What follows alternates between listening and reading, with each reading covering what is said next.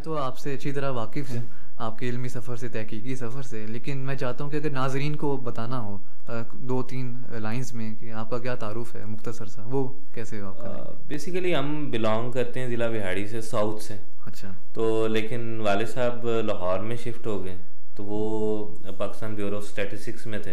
अच्छा। तो उनकी जॉब लाहौर में थी, तो फिर हम भी लाहौर में शिफ्ट हो गए। तो मेरी जो पैदाइश और आगे परवरिश और नशोनुमा है वो सारी लाहौर में है। ठीक है। तो लाहौर में रहे तो जौहर टाउन में, वहाँ पे एक प्राइमरी स्कूल से तालीम हासिल की 5वीं तक, तो उसमें वालिदा का किरदार रहा। उसके बाद टाउनशिप में गवर्नमेंट हाई स्कूल टाउनशिप, मेरे बड़े भाई वहाँ पे जाते थे, तो मैंने कहा मैंने भी वहीं पे पढ़ना है। अच्छा। तो वो आज भी सबसे बड़ा स्कूल है गवर्नमेंट हाई स्कूल टाउनशिप। तो वहाँ 5 साल जो है वो मैंने पढ़ा, 6ठी से लेके 10वीं तक। उसके बाद क्योंकि अब आना जाना हो गया था, तो साथ ही गवर्नमेंट कॉलेज टाउनशिप था। तो जब एफएससी प्री इंजीनियरिंग करनी थी, तो मैंने कहा चले यहीं पे दाखिला लेते, अच्छा कॉलेज है, संजीदा है, यानी कि मुख्तलिफ ग्रोहबंदियों से तो मावरा है, जिसकी वजह से वहाँ पे दाखिला लेना मुनासिब था। तो डॉक्टर एजाज भट्ट साहब होते थे वहाँ पर प्रिंसिपल, तो उन्होंने इसको काफ़ी ग्रोहबंदियों से पाक रखा हुआ था, यानी कि उस वक्त नहीं थी। तो वहाँ पर बड़ा अच्छा सफ़र रहा। उसके बाद फिर हम जब ये उलूम इस्लामिया की तरफ रुझान हुआ, जीसी में आप आ गए? हाँ जीसी में। जीसी से पहले ये था कि घर में वाले साहब की तरह देख के किताब को पढ़ना शुरू की, फिर वहाँ से किताबें देखी। तो फिर मेरे शेख थे मुहियुद्दीन इस्लामिक यूनिवर्सिटी आज़ाद कश्मीर में, तो शेख अलाउद्दीन सिद्दीकी साहब, तो वहाँ पर गया। तो मैंने कहा मैंने यहाँ पर आकर पढ़ना है 12वीं के बाद। तो घर वालों ने कहा ये बहुत दूर है, यहाँ से तो अच्छा खासा 1 दिन का सफ़र है। तो फिर मुझे यानी कि कहा गया कि जहाँ तुमने पढ़ना तो पढ़ लो। वाले साहब कहते थे कंप्यूटर साइंस कर लो, तो मैंने आपका यानी कि ज़िंदगी का सारा सफ़र लाहौर में ही गुजरा? लाहौर में गुजरा है। फिर मैं चला गया जीसी में। वैसे आजकल आप कहाँ पे यानी कि तालीम हासिल कर रहे हैं कोई? नहीं, इस वक्त मैं फ़िलहाल तदरीसी फ़राइज़ सर अंजाम दे रहा हूँ गवर्नमेंट अल्लामा इकबाल ग्रेजुएट कॉलेज सियालकोट में। अच्छा। तो एमफिल मेरा मुकम्मल हो चुका है। अच्छा अच्छा। तो अब पीएचडी का इरादा है, तो इंशाल्लाह जैसे ही जीसी में एडमिशन ओपन होंगे तो उसमें लेने की तो प्लानिंग है सारी। तो अभी फ़िलहाल तदरीसी फ़राइज़ पढ़ा रहे हैं आप? पढ़ा रहा हूँ। क्या पढ़ाते हैं? और इसमें मुख्तलिफ़ सब्जेक्ट्स हैं, क्योंकि हमारे यहाँ बीएस इस्लामिक स्टडीज़ भी है। अच्छा। तो उसके मुख्तलिफ़ कोर्सेज़ हैं। 7th सेमेस्टर में मॉडर्न टूल्स ऑफ रिसर्च है, इस्लामिक हिस्ट्री है, और एक कोर्स लैंग्वेज का है, Arabic into English and English into Arabic. ठीक है। और साथ तारीख़ अरबी है कुछ मुख्तसर सी।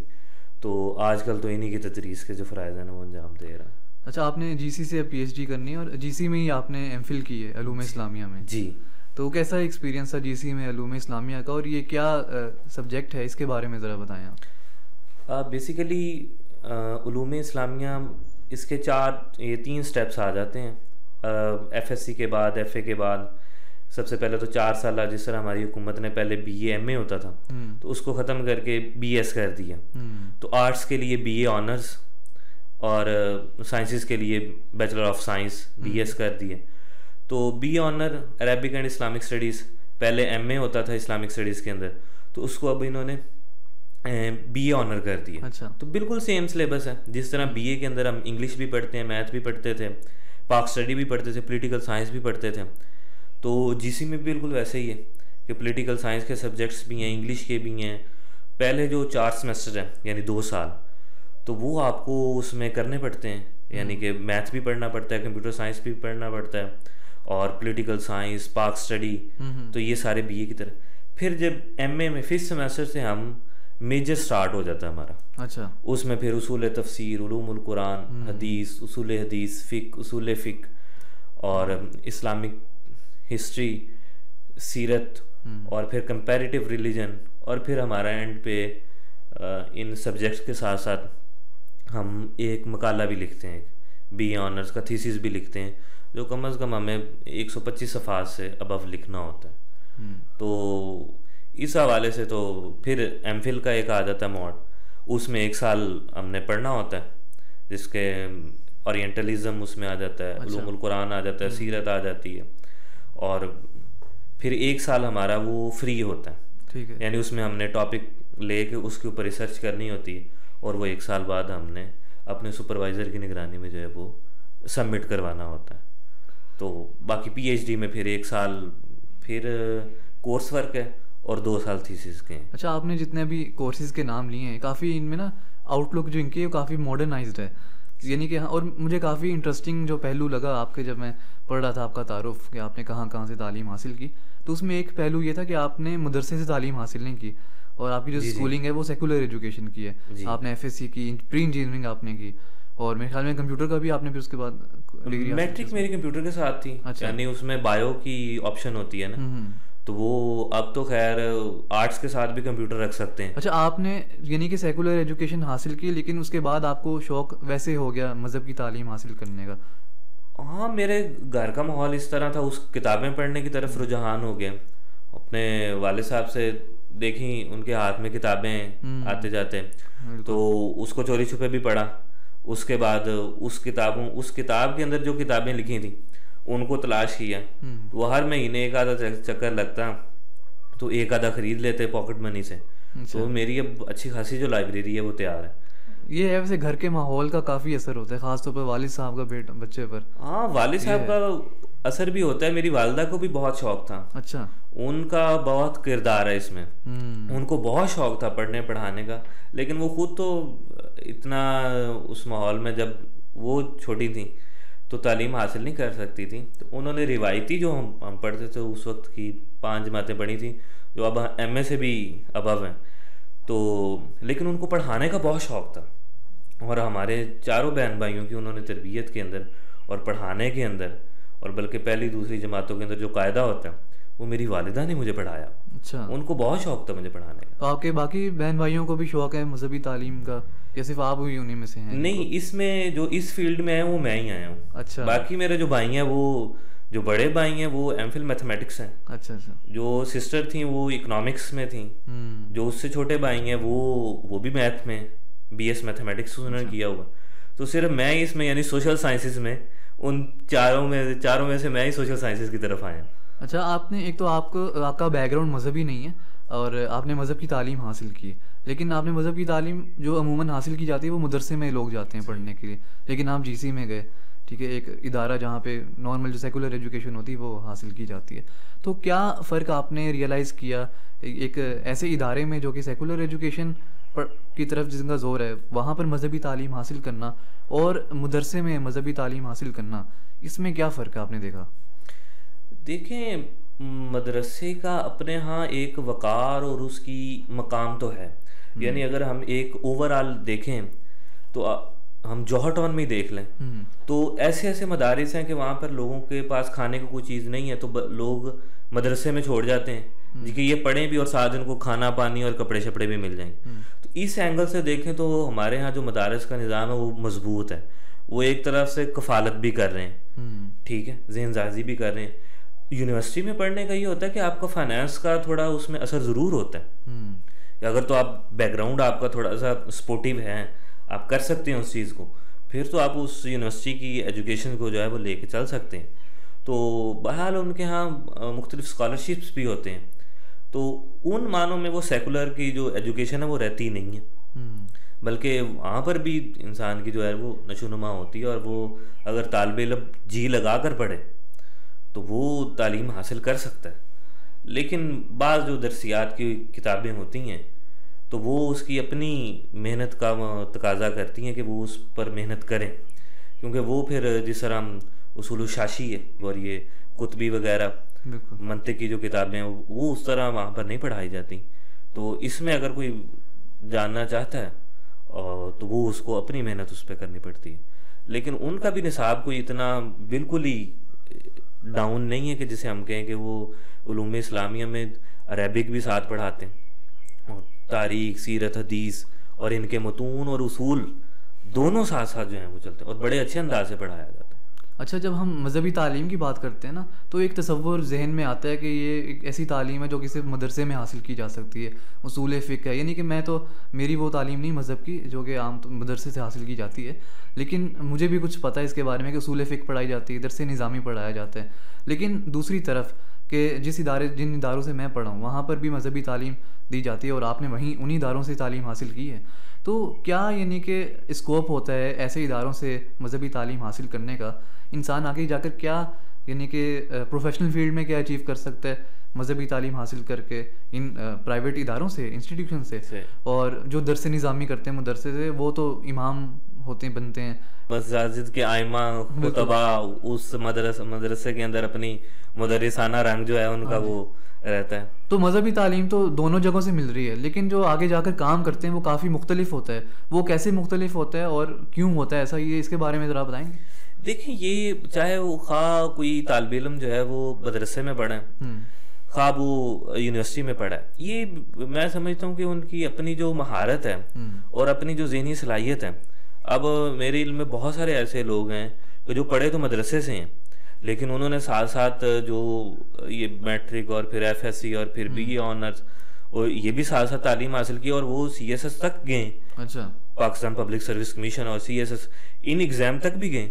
और बल्कि इस्लामाबाद में एक इदारा भी है जहाँ पे बिल्कुल पैरेलल दोनों चीजें चल रही हैं। अच्छा, वो बाकायदा सिविल सर्विसेज की तरफ स्टूडेंट्स आ रहे हैं। अच्छा, जिस तरह ये कहीं ना कहीं खामियां जरूर होती हैं, तो जिस तरह अच्छे तालिब इल्म यूनिवर्सिटी से भी निकलते हैं, वहां से भी कि अगर तालिब इल्म पढ़ता है, असाइनमेंट्स वक्त पे मुकम्मल करता है, टीचर की बात सुनता है, उसको पढ़ता है, उलूम को हासिल करता है, तहकीक करता है, तो वो भी अपना मुकाम जो आगे बैंकिंग में है, इस्लामी नजरियाती काउंसिल में है, टीचिंग में है, ये सिविल सर्विसेज के अंदर है, एफपीएससी में है, बीपीएससी में है, तो बहुत सारे उसके लिए मौके मौजूद हैं।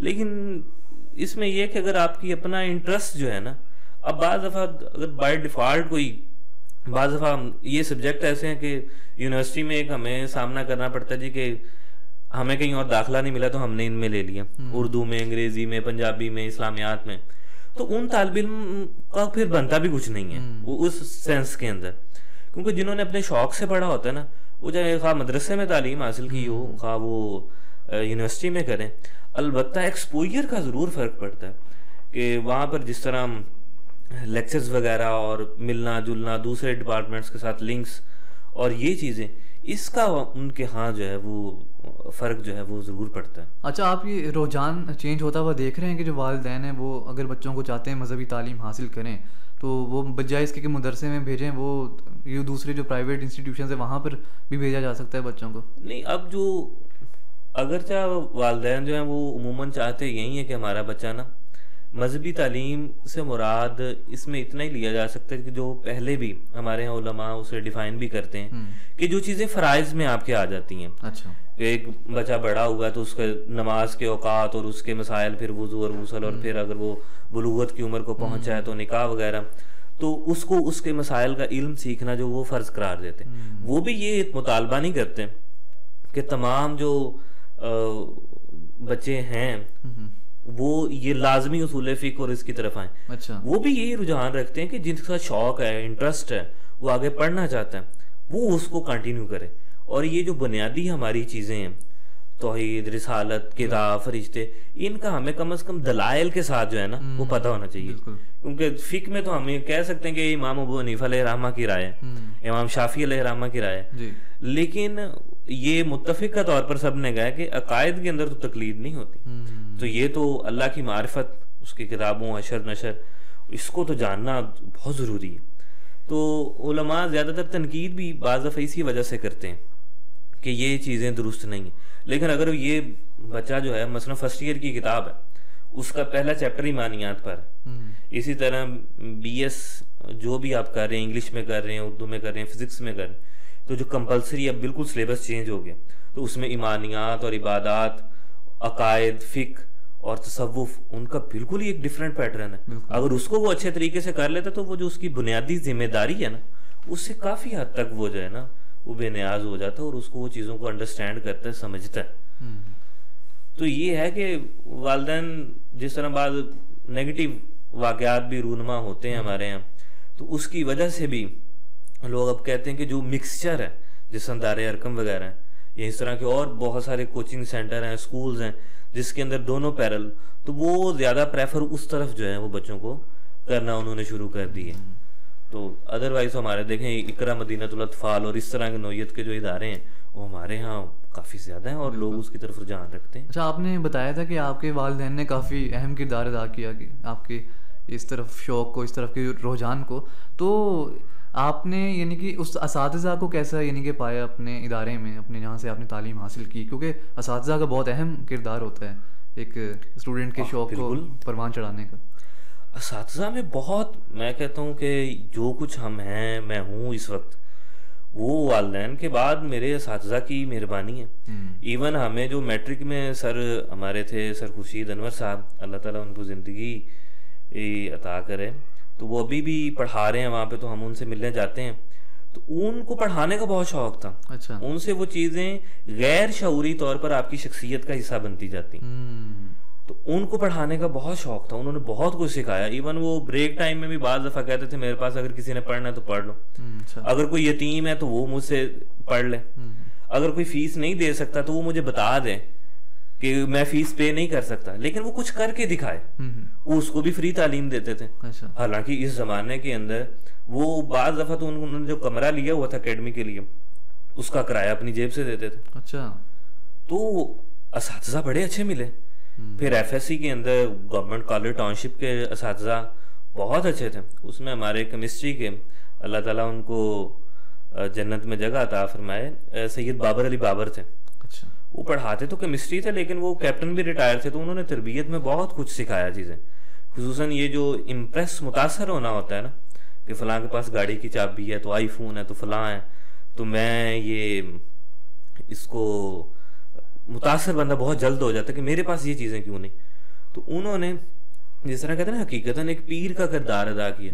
तो उन्होंने ये चीज़ें हमसे वैसे ही निकालनी थी। तो खा कोई साइकिल पे आए, तो खा कोई गाड़ी पे आए।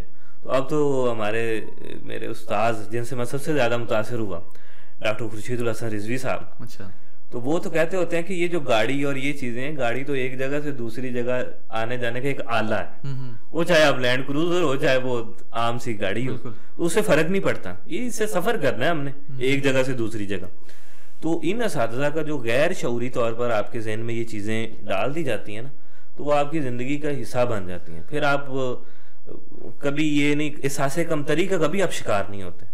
आप कहीं सोसाइटी में भी रहते हैं तो हम अब साइकिल पे भी चले जाते हैं, पैदल भी चले जाते हैं, बाइक पे भी चले जाते हैं।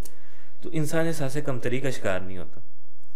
अलबत्ता यूनिवर्सिटी के जो असातिज़ा शुरू में मिले, वो सदर शोबा भी रहे मेरे बहुत अच्छे उस्ताद डॉक्टर हाफिज़ मोहम्मद नईम साहब। तो मुझे याद है पहली दफ़ा अप्रैल 2018 में PhD और MPhil के लिए GC में एक वर्कशॉप हुई। नून मीम राशिद हाल थे, मशहूर शायर हैं जी। तो उनके मंसूब एक हाल था, तो उसमें मुनक़्क़िद की गई। तो उन्होंने मुझे कहा कि आपने आना है। तो जब मैं गया तो वो नायब कासिद खड़ा था, उसने कहा कि आप तो नहीं जा सकते, आप तो BA ऑनर्स के स्टूडेंट हैं।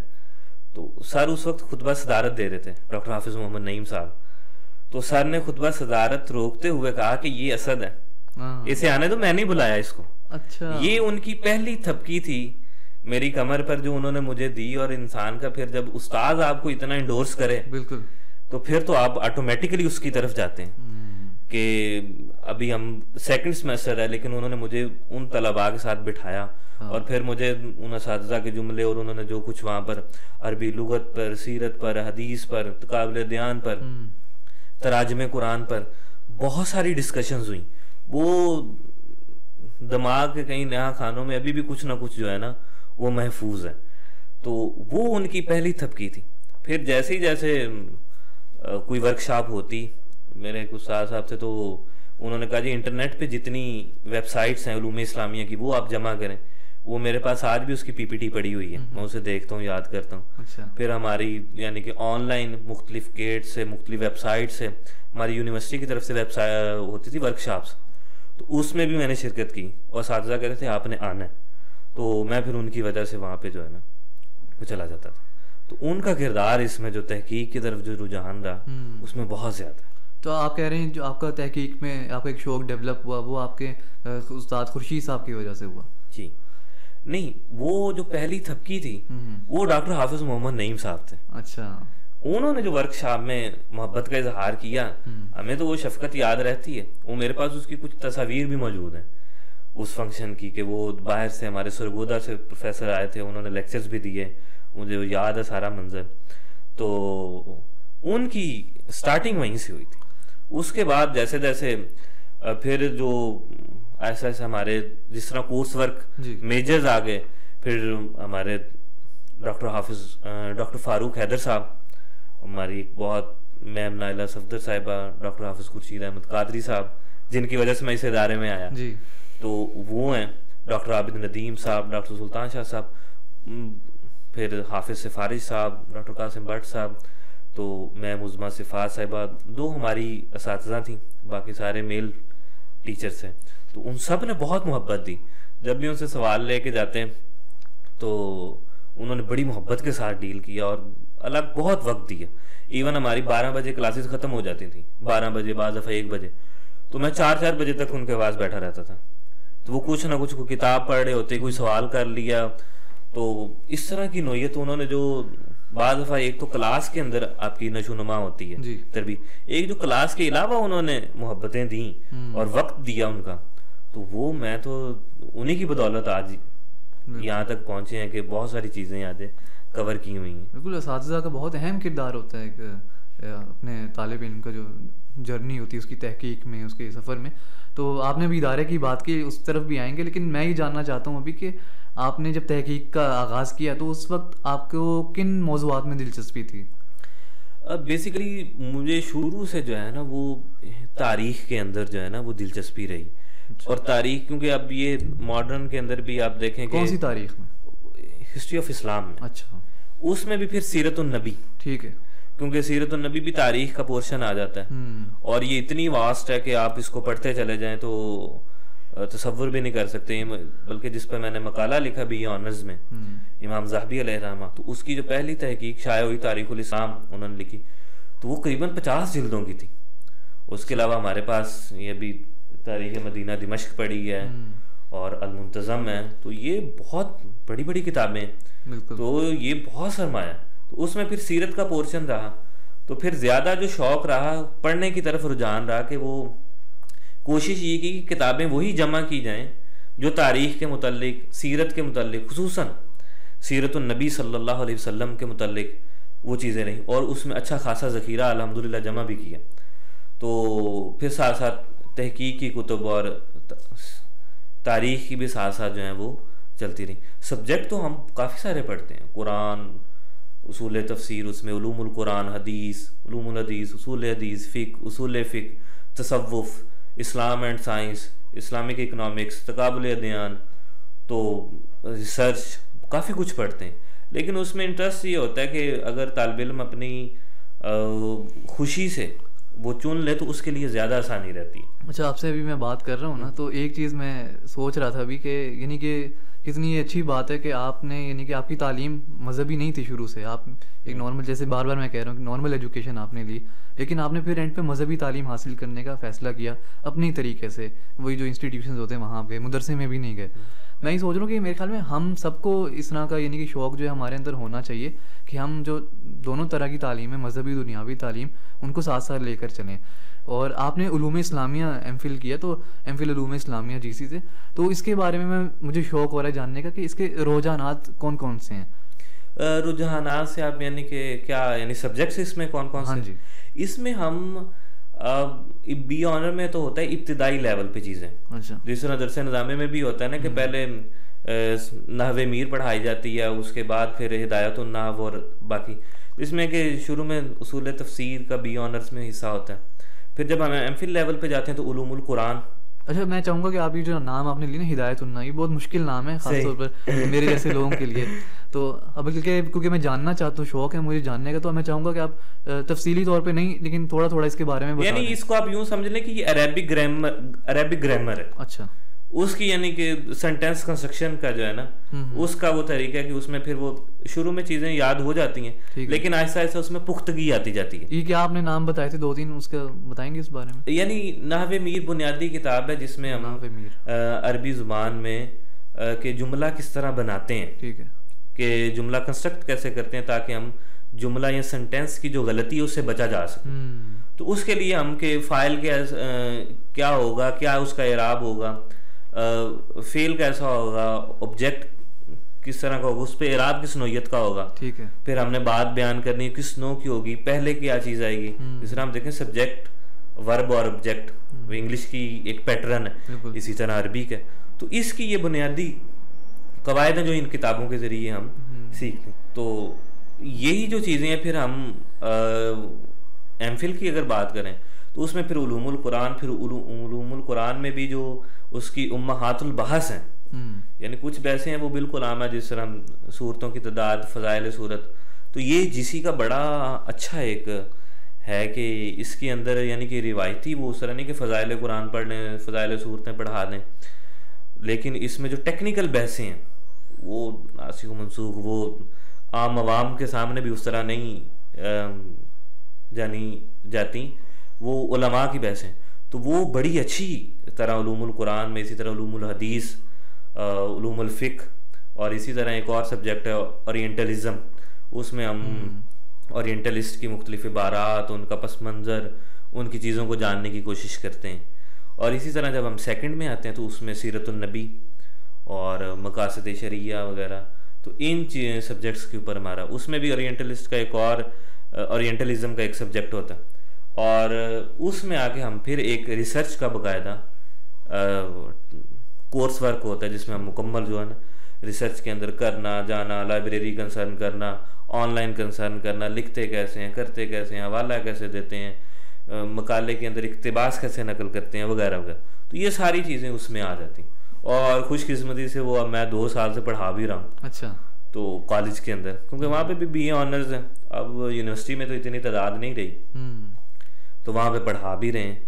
तो वो एक उमूमन समझा जाता है खुश किस्म का सब्जेक्ट है। अच्छा। क्योंकि इसमें लतीफ़ या इस तरह की चीज़ें नहीं आती, बल्कि ये खालिसतन जिनका शगफ़ है ना किताबों के साथ उठना बैठना है, वो इसको इंजॉय करते हैं, उनके लिए इंजॉयबल एक एक्टिविटी, हेल्दी एक्टिविटी है।